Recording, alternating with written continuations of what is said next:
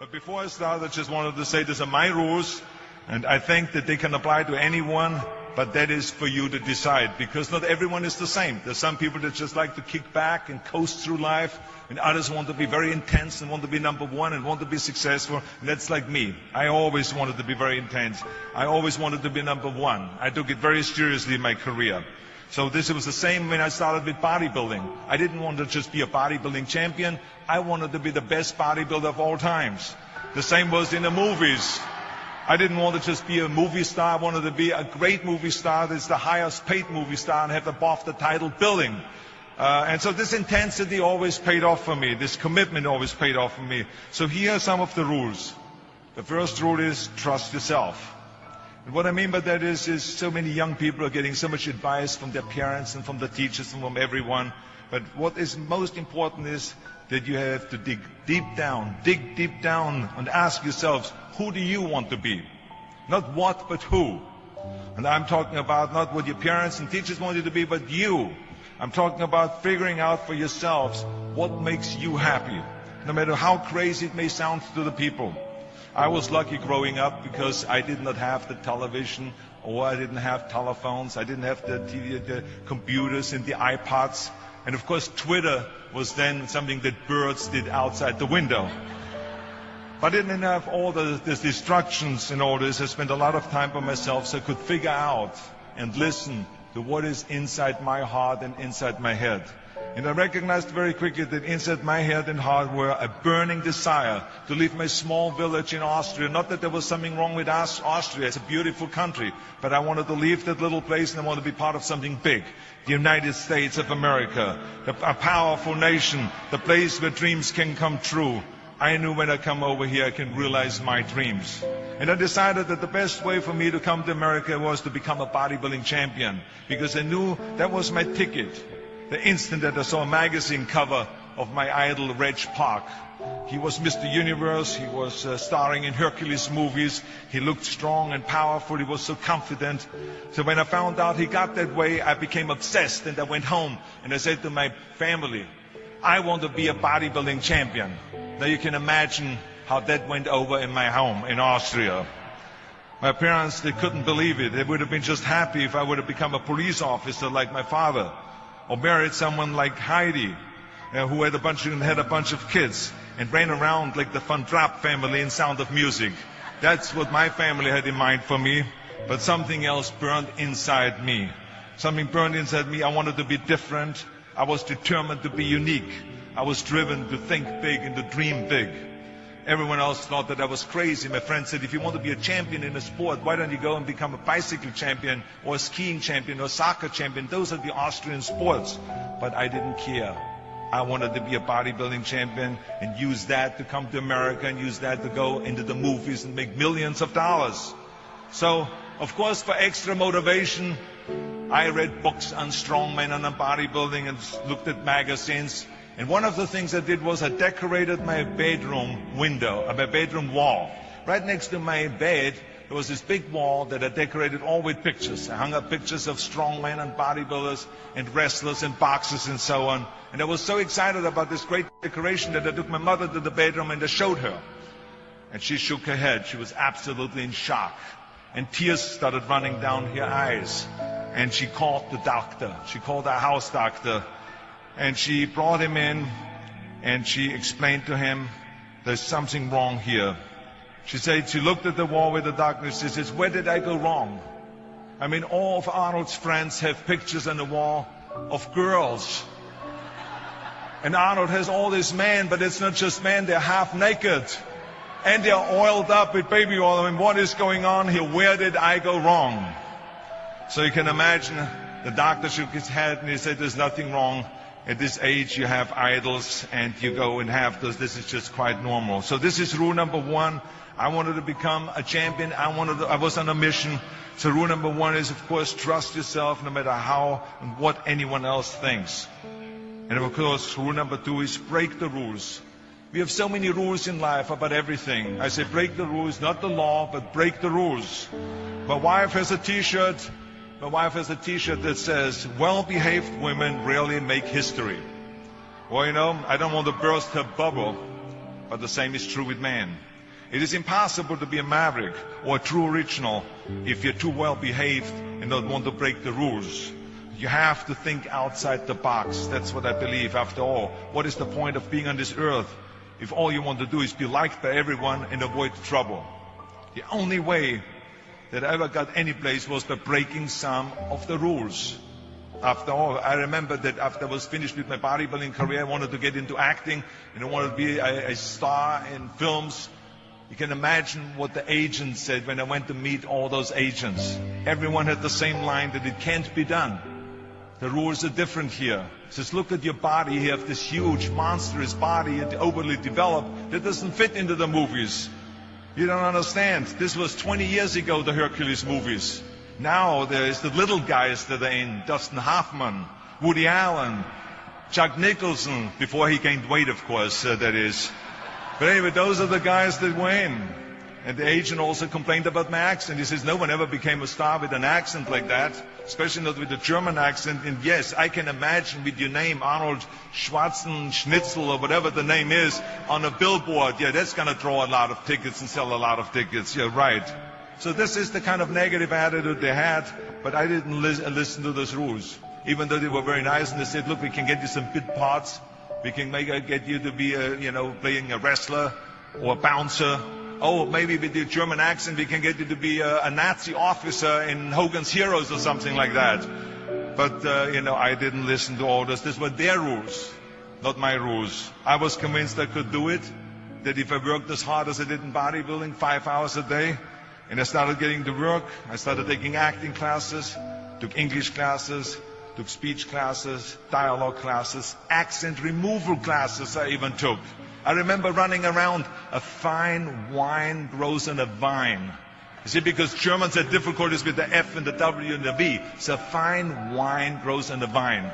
I know what some of you now say is, I hope that Arnold got his money back. But let me tell you something. I had a good time doing those things and it really helped me. And finally I broke through. And I started getting the first parts in TV, Streets of San Francisco. Lucille Ball hired me. I made Pumping Iron, Stay Hungry. And then I got the big break in Conan the Barbarian. And there the director said, if we wouldn't have Schwarzenegger, we would have to build one. Now think about that. And then when I did Terminator, I'll be back. Became one of the most famous lines in a movie history, all because of my crazy accent. Now think about it. The things that the agent said will be totally a detriment and will be impossible for me to get a job. All of a sudden became an asset for me. All of those things, my accent, my body and everything. So it just shows you never listen that you can't do something. And you have to work your way up. Of course, run for something else first. I mean, it was the same when I ran for governor. The same lines that you have to work your way up, it can't be done. And then, of course, I ran for governor, and the rest, of course, is history. They said you have to start with a small job as mayor, and then as assemblyman, and then as lieutenant governor, and then as governor. And they said, that's the way it works in a political career. I said, I'm not interested in a political career. I want to be a public servant. I want to fix California's problems and bring people together and bring the parties together. So, like I said, I decided to run. I didn't pay attention to the rules, and I made it, and the rest is history. Which, of course, brings me to rule number 3. Don't be afraid to fail. Anything I've ever attempted, I was always willing to fail. In the movie business, I remember that you pick scripts. Many times you think this is a winning script, but then, of course, you find out later on when you do the movie that it didn't work, and the movie goes in the toilet. Now, we have seen my movies, Red Sonja, Hercules in New York, Last Action Heroes. Those movies went in the toilet. But that's okay, because then at the same time I made movies like Terminator and Conan and True Lies and Predator and Twins that went through the roof. So you can't always win, but don't be afraid of making decisions. You can't be paralyzed by fear of failure, or you will never push yourself. You keep pushing because you believe in yourself and in your vision. And you know that it's the right thing to do, and success will come. So don't be afraid to fail. Which brings me to rule number 4, which is don't listen to the naysayers. I mean, how many times have you heard that you can't do this and you can't do that and it has never been done before? Just imagine if Bill Gates had quit when people said it can't be done. I hear this all the time.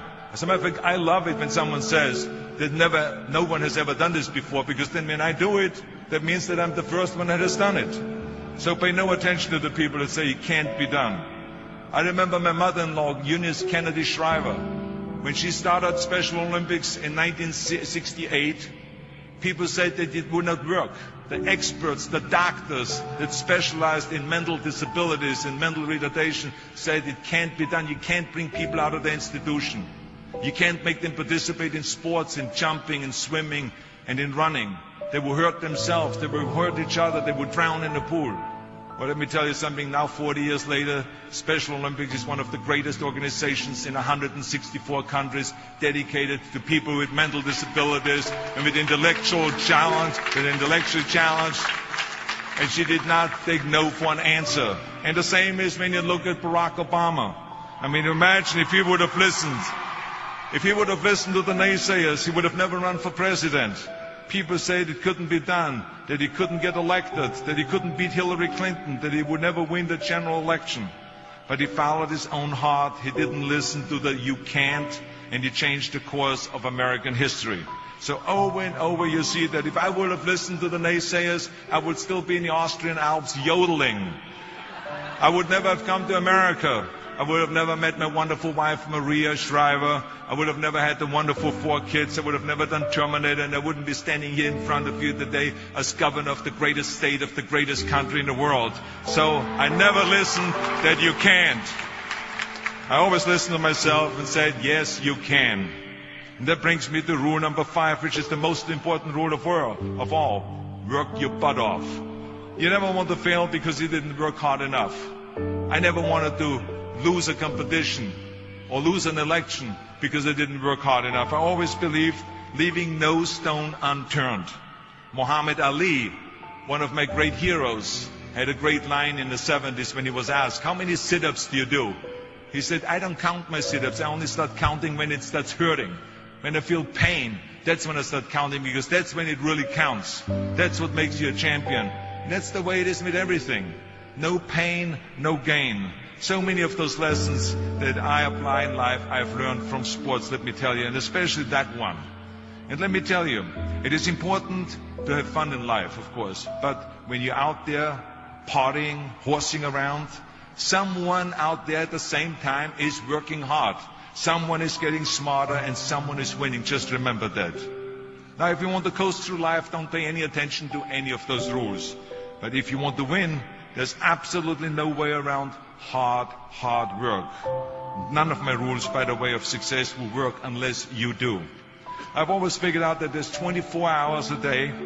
You sleep 6 hours, and you have 18 hours left. Now, I know there's some of you out there now and says, well, wait a minute, I sleep 8 hours or 9 hours. Well, then just sleep faster, I would recommend. Because you only need to sleep 6 hours, then you have 18 hours left, and there's a lot of things you can accomplish. As a matter of fact, Ted Turner used to say always, early to bed, early to rise, work like hell, and advertise. And of course, all you know, you know already those things, because otherwise you wouldn't be sitting here today. Just remember, you can't climb the ladder of success with your hands in a pocket. And that takes me to rule number 6, which is a very important rule. It's about giving back. Whatever path that you take in your lives, you must always find time to give something back. Something back to your community, give something back to your state or to your country. And my father-in-law, Sergeant Shriver, who is a great American, truly great American, who started the Peace Corps, the Job Corps, legal aid to the poor. He said at Yale University to the students at a commencement speech, tear down that mirror. Tear down that mirror that makes you always look at yourself. And you will be able to look beyond that mirror, and you will see the millions of people that need your help. And let me tell you something, reaching out and helping people will bring you more satisfaction than anything else you've ever done. As a matter of fact, today, after having worked for Special Olympics and having started after-school programs, have promoted fitness, and now with my job as governor, I can tell you, playing a game of chess with an 8-year-old kid in an inner-city school is far more exciting for me than walking down another red carpet of a movie premiere. So let me tell you, as you prepare to go off into the world, remember those 6 rules.